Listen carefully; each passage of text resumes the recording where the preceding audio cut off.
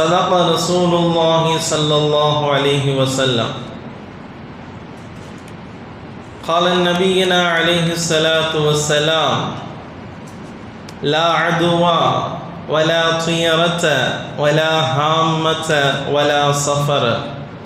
صدق رسول الله صلى الله عليه وسلم. رب اشرح لي صدري ويسر لي أمري واحلل عقدة من لساني يفقه قولي. ربي زدني علما سبحانك لا علم لنا إلا ما علمتنا إنك أنت العليم الحكيم. புகழனைத்தும் அல்லாஹ் ஒருவனுக்கே உரித்தாகட்டுமாக. சலாத்தும் சலாமும் ஈருலக தலைவர் முஹம்மது முஸ்தபா ரசூலுல்லாஹி ஸல்லல்லாஹு அலைஹி வஸல்லம் அன்னவர்களின் மீதும் அவர்களின் வழிமுறையை பின்பற்றி வாழ்ந்த உத்தம சத்திய சஹாபாக்கள், தாபிஈன்கள், தபஅ தாபிஈன்கள், நல்லோர்கள், நாதாக்கள், சிறப்பு வாய்ந்த ஜும்ஆவினுடைய தினத்தில் அல்லாஹுக்கு விருப்பமான அவருடைய இல்லத்தில் ஒன்று கூடியிருக்கின்ற அத்துணை நபர்களின் மீதும் அல்லாஹுவின் அன்பும் அருளும் என்றென்றும் நின்று நிலவட்டுமாக. ஆமீன். கண்ணியத்திற்கும் மிகுந்த மதிப்பிற்கும் உரித்தான அல்லாஹின் மேலான நல்லடியார்களே, இஸ்லாமிய மாதத்தில் இரண்டாவது மாதம் சஃபருடைய மாதம் துவங்கி இருக்கிறது. சஃபர் மாதத்தினுடைய துவக்கத்திலே இருக்கின்றோம். அதை பற்றி உண்டான சில அகமியங்களை, சிறப்புகளை இன்ஷா அல்லாஹ் இந்த ஜும்ஆவின் வாயிலாக நாம் இன்ஷா அல்லாஹ் பேச இருக்கின்றோம். கண்ணியமிக்கவர்களே, இஸ்லாமிய மாதத்தினுடைய வரிசைகளில் சஃபருடைய மாதம் பொதுவாக எல்லா மாதங்களையும் அல்லாஹ் ஏற்படுத்தி தந்திருக்கிறான். காலங்களை, நேரங்களை நம்முடைய கணக்கிற்காக வேண்டி நாம் கணக்கிட்டு கொள்ள வேண்டும், ஒரு எண்ணிக்கையை வைத்து கொள்ள வேண்டும் என்கின்ற அடிப்படையில் கால நேரங்களை அல்லாஹ் ரப்புல் ஆலமீன் நமக்கு ஏற்படுத்தி தந்திருக்கிறான். எந்த காலத்திலும் எந்த நேரத்திலும் நல்ல நேரம் கெட்ட நேரம் என்றோ, நல்ல காலம் கெட்ட காலம் என்றோ இஸ்லாத்திலே எதுவுமே கிடையாது. இது நம்முடைய இஸ்லாத்தினுடைய அடிப்படை கொள்கை. நம்முடைய வாழ்க்கையில் எது நடந்தாலும் அது அல்லாஹினுடைய நாட்டத்தின்படிதான் நடக்கிறது. அல்லாஹ் நாடாமல் நலவாக இருந்தாலும் சரி, தீயதாக இருந்தாலும் சரி, ஹைராக இருந்தாலும் சரி, ஷர்ராக இருந்தாலும் சரி, அத்துணையும் அல்லாஹின் நாட்டத்தின்படிதான் நடக்கிறது என்பதை ஒரு நம்பி வாழ்வதுதான் ஒரு முஃமினுடைய அழகான பண்பு. ஒரு காலத்தில் நான் சிறப்பாக வாழ்ந்திருந்தேன், நல்லா இருந்துக்கிட்டே இருந்தேன். ஒரு 10 வருஷத்துக்கு முன்னால் நல்லா வாழ்ந்தேன். அதே 10 வருடத்திற்கு பின்னால் இப்போ எல்லாத்தையும் இழந்துட்டேன். நேரம் சரியில்லை, என்னாச்சுன்னு தெரில, காலம் சரியில்லை என்று நேரத்தை திட்டுவதோ, எப்படி நல்லா இருக்கும் பொழுது நல்லா இருக்கிறோன்னு சொல்கிறோம், ஏதாவது ஒரு சோதனைகள், ஏதாவது ஒரு இடையூறுகள், குறைகள் ஏற்படுகின்ற பொழுது நேரத்தையோ காலத்தையோ அதன் பக்கம் திருப்பி விட்டு சென்று விடுகிறோம். ஆனால் ஒரு முஃமினுடைய பண்பு அப்படி இருக்கக்கூடாது. எந்த நிலையில் இருந்தாலும் சரி, அது அல்லாஹ்வுடைய நாட்டத்தின்படி தான் நடந்திருக்கிறது. நம்ம நல்லா வச்சிருந்தது அதுவும் அல்லாஹ் தான். கொஞ்ச நாளைக்கு முன்னால் நம்ம நல்லா இருந்தோம், நல்ல செல்வ செழிப்பாக இருந்தோம், மரியாதையோடு வாழ்ந்தோம், அது அல்லாஹ் தான். இப்பொழுது நமக்கு ஏதோ ஒரு சோதனை ஏற்பட்டு இருக்கிறது, இதுவும் யாருடைய நாட்டம்? அல்லாஹ்வுடைய நாட்டம் தான். இப்போ அந்த நேரத்தில் எப்படி ஒரு முஃமின் யோசிக்கணும்? என்னுடைய புறத்திலிருந்து ஏதோ ஒரு தவறுகள் ஏற்பட்டிருக்கிறது, நான் ஏதோ பாவம் செய்திருக்கிறேன், என்னுடைய தவறின் காரணமாக அல்லாஹ் என்னை சோதிக்கிறான் அப்படின்னு சொல்லி அவர் தன்னை சீர்திருத்திக் கொள்வதற்கு ஒரு முஃமின் முயற்சி செய்ய வேண்டுமே தவிர, அவர் ஏதாவது ஒரு சோதனை ஏற்படுகின்ற பொழுது அதை காலத்தின் பக்கமோ நேரத்தின் பக்கமோ இணைத்து கூறி, எனக்கு நேரம் சரியில்லை, எனக்கு காலம் சரியில்லாமல் ஆயிடுச்சு, நல்லா இருந்துக்கிட்டு பண்ணிக்கிட்டு இருந்தேன், இப்படி ஆயிட்டேன் என்று கூறுவது ஒரு முஃமினுடைய அழகான பண்பு கிடையாது, நடைமுறையும் வழிமுறையும் கிடையாது என்பதை நாம் என்ன செய்யணும், புரிந்து கொள்வதற்கு கடமைப்பட்டிருக்கிறோம். அப்படித்தான் பெருமானார் ஸல்லல்லாஹு அலைஹி வஸல்லம் காலத்திலும் சரி, அதற்கு பின்னால் உள்ள காலத்திலும் சரி, இந்த சஃபருடைய மாதத்தை பற்றி உண்டான ஒரு விதமான சில மக்களிடத்திலே, பரவலாக சில மக்களிடத்திலே ஏதோ ஒரு குறை, இந்த மாதத்தில் சுபகாரியங்கள் நல்ல காரியங்களை எதையும் நடத்தக்கூடாது, இந்த மாதத்தில் ஏதோ ஒன்று இருக்கிறது என்பதை போன்று ஏதாவது ஒரு செயலை செய்வதற்கு காலத்தையோ நேரத்தையோ இணைத்து கூறுகின்ற ஒரு வழமை இருந்து வந்தது. பெருமானார் ஸல்லல்லாஹு அலைஹி வஸல்லம் அவர்கள் அதை கடுமையாக எடுத்தார்கள்.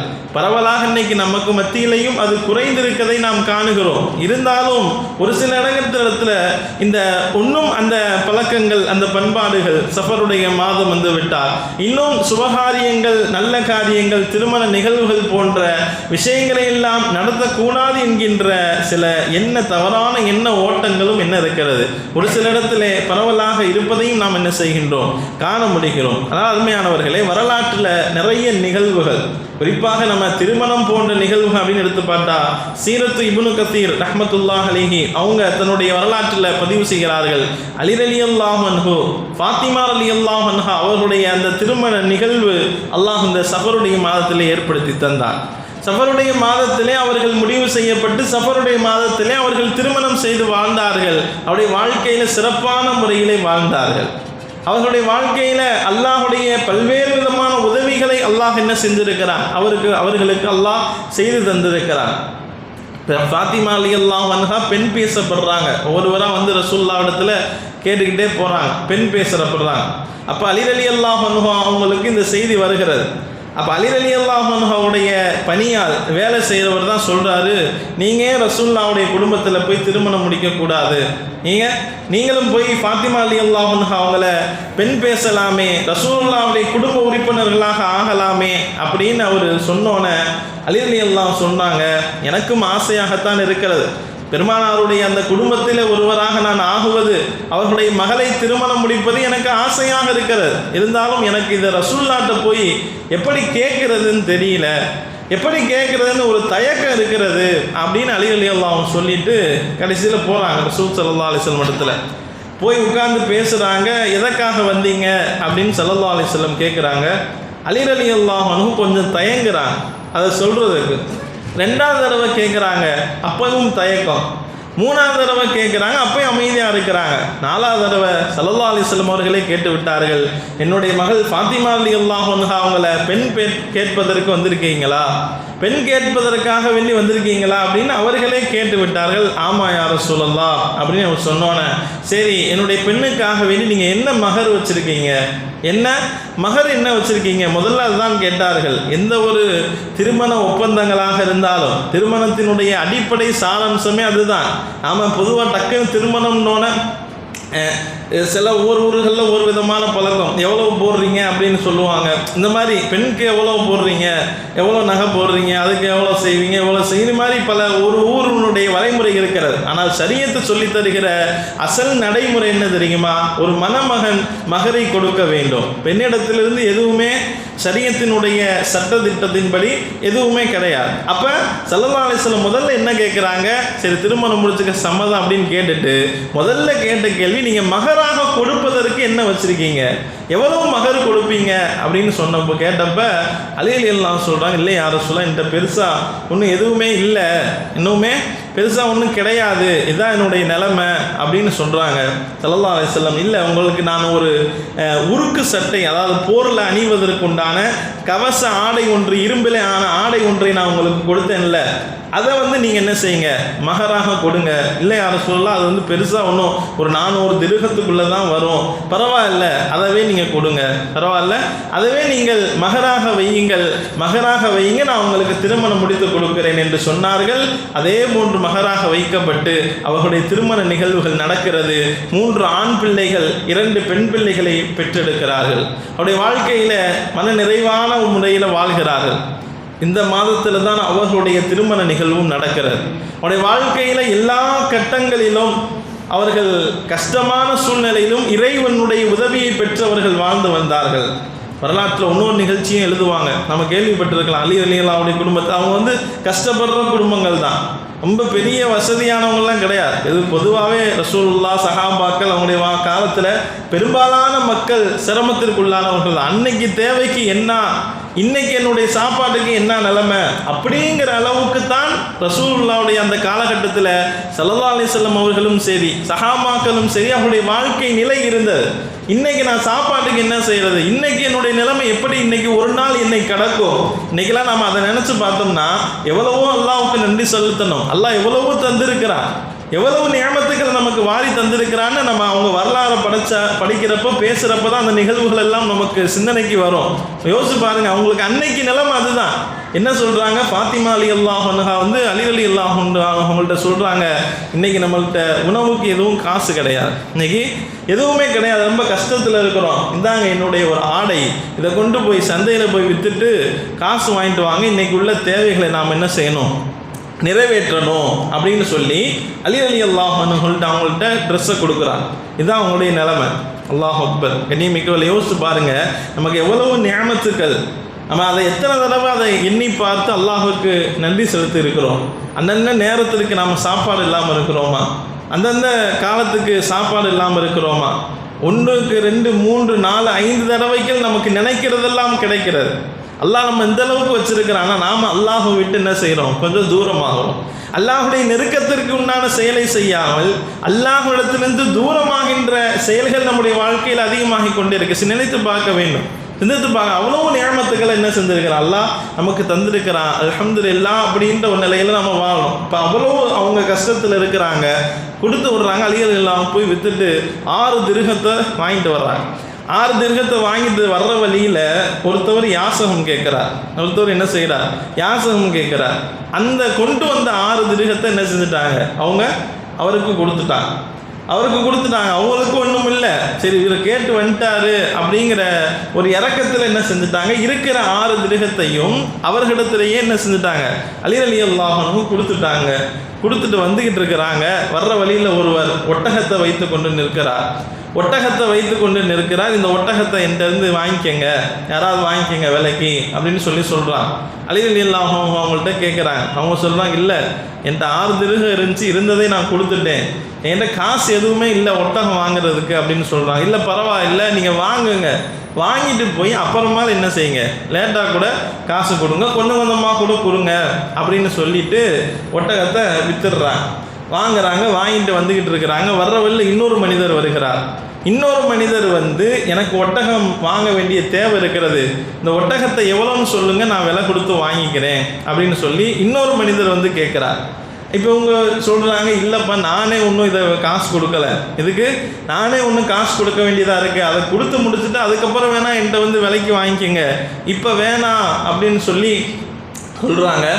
இல்லை நான் உங்கள்கிட்ட இப்போ உடனே நான் வாங்கிக்கிறேன், நீங்கள் அதை வாங்கிட்டு போய் அவர்கிட்ட கொடுத்துக்கங்க அப்படின்னு சொன்ன உடனே 160 திர்ஹம் கொடுத்து என்ன செய்கிறாங்க, அந்த ஒட்டகத்தை வாங்குறாங்க. வாங்கிட்டு அவர் கொடுக்குறப்ப சொல்கிறாரு, இதில் 100 திர்ஹத்தை நீங்கள் என்ன செஞ்சுக்கங்க, போய் அவர்கிட்ட கொடுத்துருங்க, ஒட்டகத்துக்கு 60 திர்ஹத்தை நீங்கள் வச்சுக்கோங்க, உங்களுடைய லாபமாக என்ன செஞ்சுக்கங்க நீங்கள் வச்சுக்கோங்க அப்படின்னு சொல்லி விட்டார். அதே மாதிரி கொண்டு போய் அந்த 100 திர்ஹத்தை அந்த ஒட்டகத்திற்கு உரியவர்கிட்ட கொடுத்துட்டு வீட்டுக்கு 60 திர்ஹத்தோடு போகிறாங்க.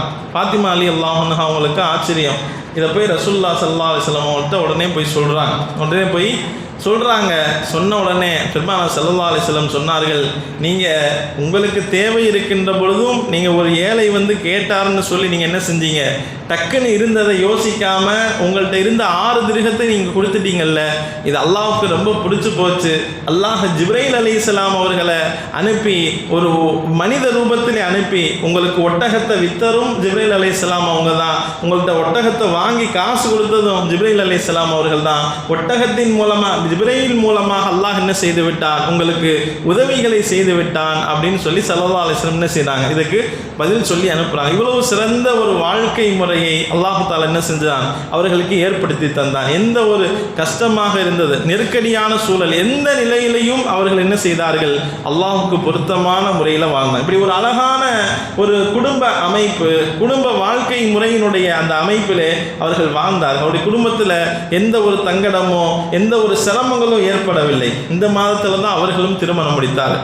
சஃபர் மாதத்தில் திருமணம் முடித்தார்கள். அவருடைய குடும்ப வாழ்க்கை ரொம்ப மகிழ்ச்சிகரமாக இருந்தது. அதனால் அருமையானவர்கள், இந்த மாதிரி நாம் எந்த செயல் செய்கிறதாக இருந்தாலும் அதை ஒரு காலத்தோடோ ஒரு மாதத்தோடோ தொடர்புபடுத்தி இதனால் இதை செய்யக்கூடாது, இதனால் அதை செய்யக்கூடாது அப்படிங்கிறது இஸ்லாத்தில் கிடையாது. இதெல்லாம் புரிஞ்சுக்கணும். நிறைய விஷயங்கள் நம்முடைய இஸ்லாத்தின் ஆரம்பத்தில் சொன்ன அடிப்படை கொள்கை என்ன, நமக்கு ஏற்படுகின்ற எல்லாம் அல்லாஹ் குர்ஆனில் நபி ஸல்லல்லாஹு அலைஹி வஸல்லம் இடத்துல சொல்றான், குல் நபியே நீங்கள் சொல்லுங்கள், லை யுஸீபனா இல்லா மா கதபல்லாஹு லனா, அல்லாஹ் எதை விதித்திருக்கிறானோ அதை தவிர வேறு எதுவும் நடந்தால் உடைய வாழ்க்கையில் எது நடந்தாலும் அது எவ்வளவு கஷ்டமாக இருந்தாலும் இது அல்லாஹ் எனக்கு விதிச்சுட்டான், இது அல்லாஹ்வுடைய நாட்டத்திலிருந்து நடந்திருக்கிறது. ஏதோ ஒரு விபத்து, ஏதோ ஒரு ஆபத்து, ஏதோ ஒரு இழப்பு, பொருளாதார இழப்பு, ஏதோ ஒரு சோதனை, நோய் சோதனை, எந்த சோதனைகள் வந்தாலும் அல்லாஹ் எனக்கு ஏற்படுத்தி விட்டான், அல்லாஹ் விதித்தது தான் நடந்திருக்கிறது அப்படின்னு சொல்லுங்க. அல்லாஹ் சொல்லித்தரான், குல் லை யுஸீபனா இல்லா மா கதபல்லாஹு லனா, அல்லாஹ் விதித்ததை தவிர வேறு எதுவும் நடக்காது. இதுதான் நமக்கு சொல்லப்பட்டிருக்கிற அழகான வழிமுறை. வேற இந்த காலங்கள் சரியில்லை அதனால் எனக்கு இப்படி மாறிடுச்சு, நேரம் சரியில்லை போல, நாம் நல்லா இருந்தவங்க திடீர்னு இப்படி ஆயிட்டோம் என்று காலத்தின் பக்கமோ நேரத்தின் பக்கமோ விஷயங்களை திருப்பி விடுவது, இந்த மாதத்தில் இந்த காலத்தில் எதுவும் செய்யக்கூடாது என்கின்ற எண்ணத்திலே நாம் வாழ்ந்துவது, இது இஸ்லாமிய வழிகாட்டுதல் கிடையாது என்பதை நாம் என்ன செய்யணும், புரிந்து கொள்ளணும். இதெல்லாம் அறியாமை. இதனுடைய அடிப்படை என்ன? அறியாமை. அறியாமையை போக்குறதுக்கு தான் நபிமார்கள் உலகத்தில் அனுப்பப்பட்டார்கள். ஆதம் அலைஹிஸ்ஸலாம் அவங்க முதற்கொண்டு ஸல்லல்லாஹு அலைஹி வஸல்லம் அவர்கள் வர அவர்கள் செய்த பணி என்ன, மக்களிடத்தில் போய் பேசி அவரிடத்தில் இருந்த அந்த அறியாமை என்கின்ற அந்த இருளை போக்க வேண்டும். அறியாமை அப்படிங்கிற அந்த இருளை போக்கிவிட்டு அவர்களிடத்தில் ஞானத்தையும் கல்வியையும் கிதாபையும் வேதத்தையும் அதனுடைய அறிவையும் அவர்களுக்கு கொடுக்கப்பட வேண்டும் என்பதுதான் ஒவ்வொரு நபிமார்களும் அனுப்பப்பட்ட நோக்கம். ஸல்லல்லாஹு அலைஹி வஸல்லம் அவர்களும் அதற்குத்தான் பாடுபட்டார்கள். வேற எந்த விதமான மூட பழக்க வழக்கங்களுக்கோ கண்மூடித்தனமான பழக்க வழக்கங்களுக்கோ இஸ்லாத்தில் என்ன செய்யாது, ஒருபோதும் அறவே அனுமதி கிடையாது என்பதை நாம் என்ன செய்யணும், புரிந்து கொள்வதற்கு கடமைப்பட்டு இருக்கிறோம். அருமையானவர்கள், ரசூலுல்லாஹ்வுடைய காலத்திலே இப்படிலாம் பேசினாங்க. ரசூலுல்லாஹி ஸல்லல்லாஹு அலைஹி வஸல்லம் ஒவ்வொரு நேரத்திலும் ஒவ்வொரு நிகழ்வுகள் நடக்கிறப்ப உடனே அந்த மக்களுக்கு அதை சரி செய்து கொடுத்தார்கள். பெருமானார் ஸல்லல்லாஹு அலைஹி வஸல்லமுடைய அந்த ஒரு காலம், ஸல்லல்லாஹு அலைஹி வஸல்லம் காலத்தில் பெருமானாருடைய மகன் இப்ராஹிம் சிறு வயதிலேயே இறந்து வஃபாத்தாகி விடுகிறார். வஃபாத்தாகி விட்டவுடனே ஸல்லல்லாஹு அலைஹி வஸல்லம் அழுகிறாங்க. அவருடைய கண்களில் கண்ணீர் வருகிறது. சஹாபாக்கள் கேட்குறாங்க, யார் ரசூலல்லாஹ் நீங்கள் அழுகிறீங்களா? ஆமாம், இது இரக்கத்தினுடைய வெளிப்பாடு. நான் ஒப்பாரி வைக்கக்கூடாதுன்னு தான் உங்கள்கிட்ட சொல்லியிருக்கிறேன்.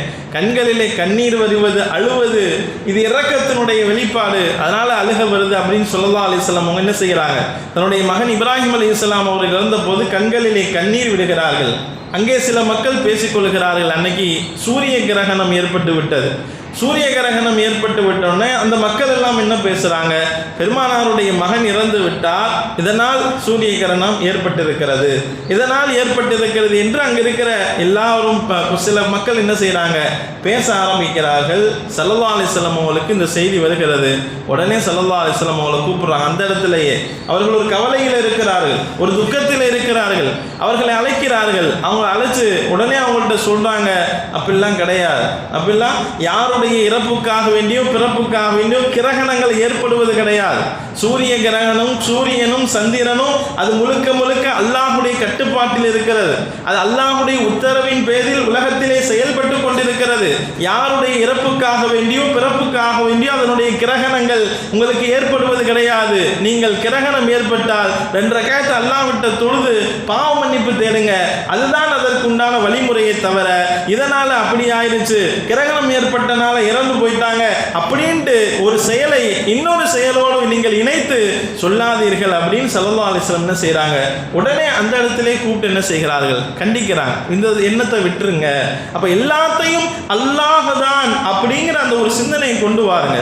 அல்லாஹுடைய நாட்டம், அல்லாஹுடைய நாட்டத்தின்படி தான் என்னுடைய வாழ்க்கையில் இந்த செயல்பாடுகள் நடந்திருக்கிறது அப்படிங்கிற அந்த விஷயத்தில் நாம் என்ன செய்யணும், உறுதியாக நாம் இருக்க வேண்டும். அதே போல அன்னைக்கு இருந்த பெருமானார் ஸல்லல்லாஹு அலைஹி வஸல்லம் இப்படி ஒவ்வொரு பழக்கங்களாக என்ன செய்தார்கள், அழித்து கொண்டே வந்தார்கள். அன்னைக்கு இருந்த நிறைய பழக்க வழக்கங்கள், ஏதாவது ஒரு பயணத்திற்காக வேண்டி அவங்க கிளம்புறாங்க அப்படின்னு சொன்னால் அவர்கள் சகுனம் பார்ப்பார்கள். பறவைகளை வைத்து சகுனம் பார்க்கின்ற ஒரு பழக்கமும் இருந்தது. பறவை பறக்க விடுவான். அந்த பறவை வலது பக்கமாக சென்றது என்றால் சரி நாம் இந்த காரியத்திற்காக வேண்டி போகலாம், இந்த போகிற காரியம் வெற்றி பெற்றுவிடும் அப்படின்னு சொல்லி நினச்சி போவான். அதே அந்த பறவை இடது பக்கமாக பறந்து போயிடுச்சு அப்படின்னு சொன்னால் அவங்க போகிற காரியத்தை தள்ளி போட்டுருவாங்க, இல்லை போகக்கூடாது அப்படின்னு சொல்லி. இது அன்னைக்கு இருந்தது. இதே மாதிரி இன்னைக்கு எந்த செயல்பாடுகள் இருந்தாலும் அது அறவே கூடாது தான். பேர் வேறையாக இருக்கலாம், செயல்பாடுகள் வேறையாக இருக்கலாம்.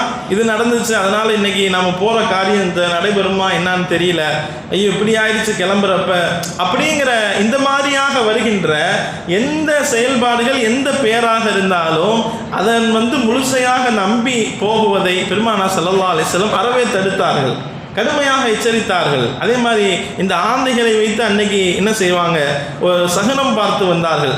அதாவது யாராவது ஒரு மனிதர் இறந்துட்டார்னு சொன்னால் அவரை அவருடைய உயிர் அந்த ஆந்தையில் இருந்து அது சுற்றி கொண்டே இருக்குமா, அது சுற்றிக்கிட்டே இருக்கும். கடைசியில் அது அந்த ஆந்தையினுடைய ரூபத்தில் மக்களை எல்லாம் பழி வாங்கும். இப்படிங்கிற ஒரு எண்ணமும் என்ன செய்கிறது, பெருமானார் ஸல்லல்லாஹு அலைஹி வஸல்லம் அந்த வாழ்ந்த காலத்திலேயே அந்த சில மக்களிடத்தில் இந்த தவறான எண்ணங்கள், தவறான பழக்க வழக்கங்கள் எல்லாம் இருந்தது.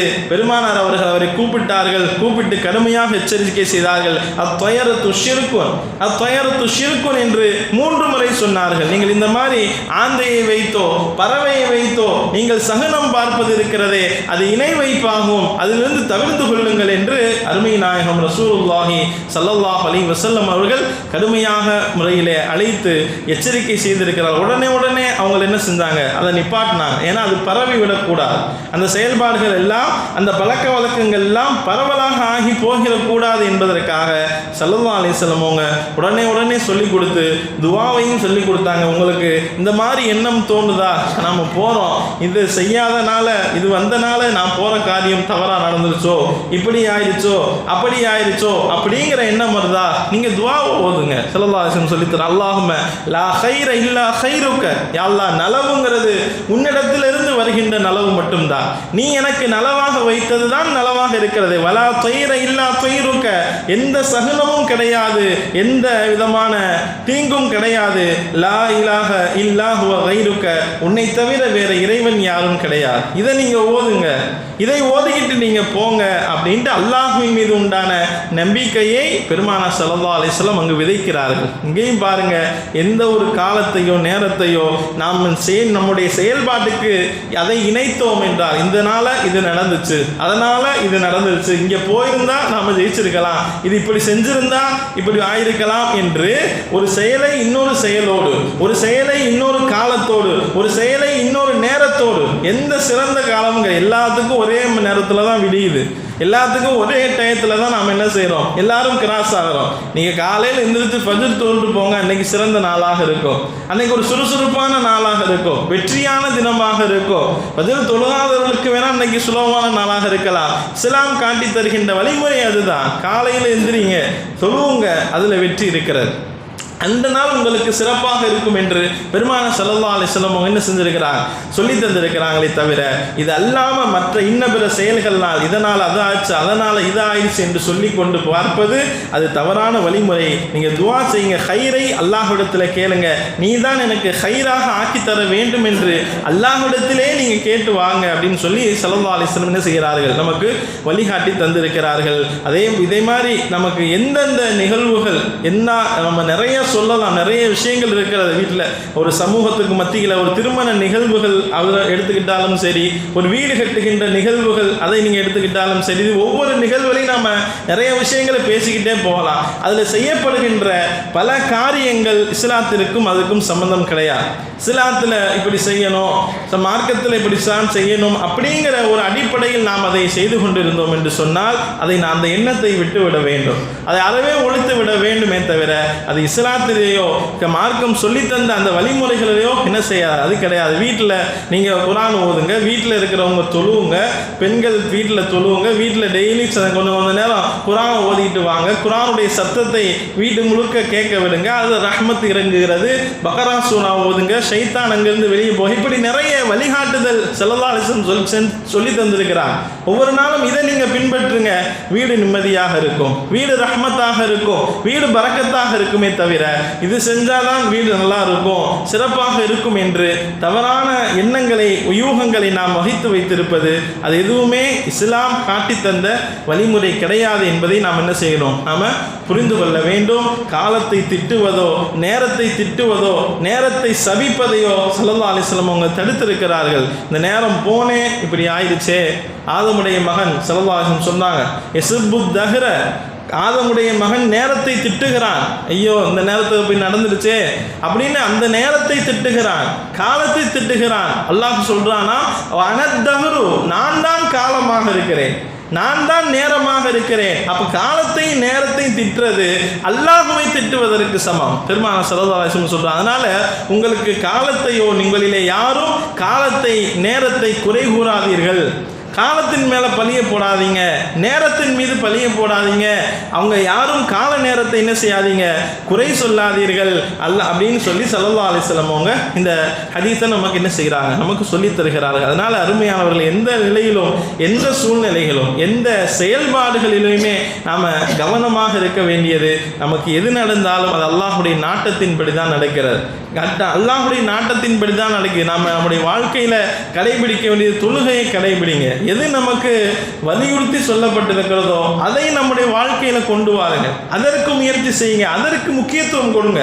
நீங்க பெரிய விஷயம் அதுதான், நம்ம என்னென்ன விஷயத்துக்கோ தருகின்ற முக்கியத்துவம். நீங்க நல்லா யோசிச்சு பாருங்க, நம்முடைய வாழ்க்கையினுடைய நிகழ்வுகள்ல ஏதோ வருஷத்துக்கு ஒரு நாள் 2 நாள் நடக்கின்ற நிகழ்வுகளுக்கு நாம் தருகின்ற வேகமும் முக்கியத்துவமும் அன்றாடம் நாம் நிறைவேற்றப்படுகின்ற தொழுகைக்கு தருவது கிடையாது. தொழுகையை பற்றி அவ்வளவு வலியுறுத்தி சொல்லப்பட்டிருக்கிறது மார்க்கத்தில். இஸ்லாம் நம்ம முஸ்லீம்களுடைய, நான் முஸ்லீம் அப்படின்னு நான் சொல்லித்தர்றது, வெளியே சொல்றது, அதனுடைய அடையாளமே தொழுகை தான். அதுதான் பெருமானார் ஸல்லல்லாஹு அலைஹி வஸல்லம் சொல்லி தந்திருக்கிறாங்கல்ல, அதன் மூலமாக தான் வெற்றி இருக்கிறது. நம்ம சந்தோஷம் வேண்டுமா, தொழுவுங்க. நம்முடைய கவலைகள் நீங்க வேண்டுமா, தொழுவுங்க. நம்முடைய சோதனைகள் நீங்க வேண்டுமா, தொழுவுங்க. எல்லாத்துக்கும் தொழுகை தான் தீர்வு. தொழுது அல்லாஹ் இடத்துல கேளுங்க, தொழுது அல்லாஹ் இடத்துல கேளுங்க. அல்லாஹ் இடத்துல கேட்டு கேட்டு நம்முடைய சோதனைகள் இருந்து வெற்றியை கொண்டு வெளியே வாங்க. அல்லாஹ் இடத்துல கேட்டு கேட்டு நமக்கு ஏற்பட்டிருக்கிற கஷ்டங்கள் இருந்து வெளியே வாருங்க. நிச்சயம் நாம நம்பிக்கையோடு அதை செய்தால் அல்லாஹ் நிறைவேற்றி கொடுப்பான், நிச்சயம் அல்லாஹ் தருவான். அந்த நம்பிக்கை நம்மிடத்தில் என்ன செய்யணும், உறுதியாக இருக்கணும். உமர் ரலியல்லாஹு அன்ஹு அந்த கடைசி காலகட்டத்தில் கூட எல்லா ஸல்லல்லாஹு அலைஹி வஸல்லம் வாழ்க்கையிலும் சரி, சஹாபாக்களுடைய வாழ்க்கையிலும் சரி, கடைசி காலகட்டங்களில் தொழுகையை மையப்படுத்தி அவர்கள் பேசியிருக்கிறார்கள். உமர் ரலியல்லாஹு அன்ஹு கடைசியில் கொல்லப்பட்டாங்க, நமக்கு தெரியும். அபூ லுஅ்லு என்பவன் அதிகாலை ஃபஜ்ருடைய நேரத்தில் உமர் ரலியல்லாஹு அன்ஹு அவர்களை வந்து கொலை செய்கிறான், குத்துகிறான். அவர்கள் மயக்கமுட்டு கீழே விழுகிறார்கள். விழுந்தவர்கள் கொஞ்ச நேரம் கழித்து தண்ணீர் ஊற்றி எழுப்பப்படுகிறார்கள். எழுந்த உடனே உமர் ரலியல்லாஹு அன்ஹு கேட்கிறாங்க, எல்லாம் தொழுதுட்டார்களா? ஏன்னா தொழுகைக்கு தயாராகி கொண்டிருக்கிற போதுதான் அவன் என்ன செய்தான், கொலை செய்தான். அப்ப உடனே உமர் ரலியல்லாஹு அன்ஹு கேட்கிறாங்க, எந்திரிச்சு அவர்கள் அந்த மயக்கமான சூழ்நிலையிலும் கேட்கிறார்கள், எல்லாம் தொழுதுட்டாங்களா? எல்லாம் தொழுதுட்டாங்களா? தொழுதுட்டாங்க. அப்ப நானும் தொழுகையை நிலைநாட்டுகிறேன் என்று சொல்லி தன்னுடைய அந்த முடியாத அந்த சூழ்நிலையும் கூட அவர்கள் தொழுகைக்காக வேண்டி எந்திரிக்க முயற்சி செய்கிறார்கள். ஒரு வார்த்தையும் சொன்னார்கள், அவர்ல லா ஹல்ல ஃபில் இஸ்லாம் லிமன் தரக்க ஸலா, தொழுகையை யார் விடுகிறானோ அவனுக்கு இஸ்லாத்தில் எந்த பங்கும் கிடையாது என்று சொன்னார்கள். தொழுகையை விடுறவருக்கு இஸ்லாத்தில் எந்த பங்கும் கிடையாது. முஸ்லீமாக நீங்கள் இருப்பதற்கே அர்த்தம் தொழுகையில் இருக்கிறது என்ற ஒரு வழிமுறையை அல்லாஹும் ரசூலும் என்ன செய்தார்கள், நமக்கு கற்றுத்தந்திருக்கிறார்கள். அதனால் அருமையானவர்களே, நம்முடைய எந்த காலங்களும் எந்த நேரங்களையும் அல்லாஹ் வீணாக படைக்கவில்லை. எல்லாம் நலவாகத்தான் அல்லாஹ் படைச்சிருக்கிறான், சிறப்பானதாகத்தான் அல்லாஹ் படைச்சிருக்கிறான். நம்முடைய செயல்பாடுகளின் மூலமாக நமக்கு ஏதாவது ஒரு சோதனை வருதா, அதை உடனே காலத்தின் மீது பழிய போடாதீங்க, நேரத்தின் மீது பழிய போடாதீங்க. தன்னை நீங்கள் சீர்தூக்கி பாருங்கள். மா அஸாபக மின் ஹஸனத் ஹசனத்தின் ஃபமின் அல்லாஹ். உங்களுக்கு ஏதாவது நலவு ஏற்பட்டால் அல்லாஹ்விடத்திலிருந்து வந்துச்சு அப்படின்னு பேசுங்க. வமா அஸாபக மின் ஸய்யிஅத்தின் ஃபமின் நஃப்ஸிக். ஏதாவது ஒரு தீமை, ஏதாவது ஒரு சோதனை ஏற்படுகிறதா, உங்க பக்கம் நீங்க யோசிங்க. அல்லாஹ் சொல்றான், உங்க பக்கம் யோசிங்கன்னா என்ன? நான் ஏதோ பாவம் செய்து விட்டேன், நான் எங்கேயோ மிஸ்டேக் செஞ்சிருக்கிறேன், அல்லாஹ்வுக்கு மாறு செய்திருக்கிறேன், அல்லாஹ் தடுத்த ஹராமான காரியத்தை என்னுடைய வாழ்க்கையில செஞ்சிருக்கிறேன், எனக்கு இப்பொழுது அது சோதனையாக வருகிறது, இப்பொழுது எனக்கு அது கஷ்டமாக இருக்கிறது அப்படின்ட்டு ஏதாவது ஒரு தீங்கு நடக்கிறதா, கஷ்டம் நடக்கிறதா, உங்களின் பக்கம் அதை என்ன செய்யுங்க, யோசிச்சு பாருங்க.